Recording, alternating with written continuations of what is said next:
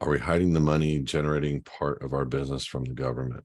Are we hiding money? No, it's in an account. Why? How's that hiding? I think there's a lot of fear in your questions and maybe misunderstanding. Hiding money from the government. Um, IRS rules, Title 26, pertaining to unregistered. Um, they admit they do not have jurisdiction and admit that there's no need to file a return, which means there's no need to pay income tax, which means there's no need to pay state tax, which means there's no need or jurisdiction. Like if you went and tried to apply to get to be able to charge a state tax using one of these entities, they'd say, no, you can't do that. So you would be denied the ability to do this. It's just like filing a return with the IRS. There's no way you could file a return if you wanted to. Now they can bring this in under an example of using the tax ID number. They're going to ask you what kind of entity this is.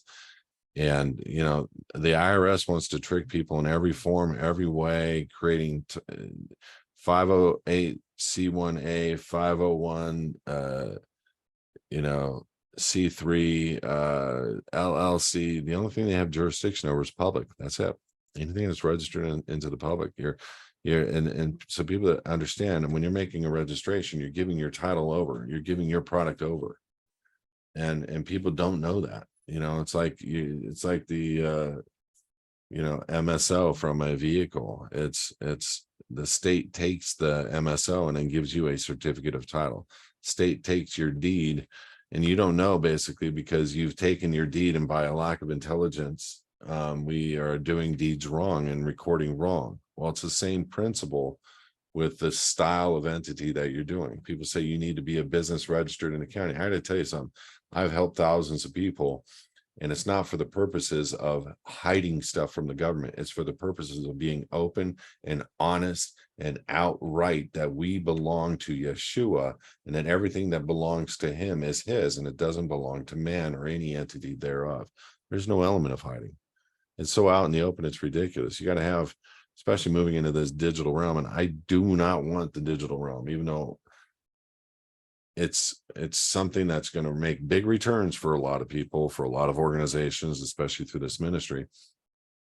But I honestly don't want to see cashless. I would like to ultimately see a form of cash. And I think people that are holding cryptos on the private side and learn how to use technologies in the private are going to be banks still with a form of what is like cash, able to pay their stuff. But to answer, no, there's no money being hidden. There's no purpose. We're outright on YouTube live right now saying the IRS does not allow for a company like ours, a church like ours, a foundation like ours, a private trust like ours, a PMA like ours, to file a return when they're private and not public. There's no statute over a private entity. None. Zero.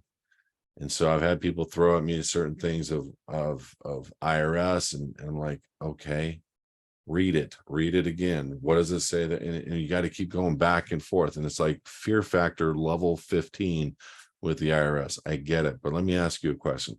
How do they gain jurisdiction over something they don't control?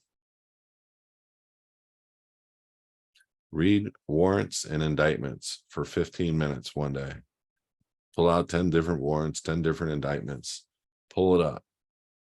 First 2 pages are all about registered entities. You will never speak of, hear of, see of an unregistered entity being brought into a case, because there's no jurisdiction. There's no subject matter jurisdiction, meaning the court has no jurisdiction over that subject. That's it.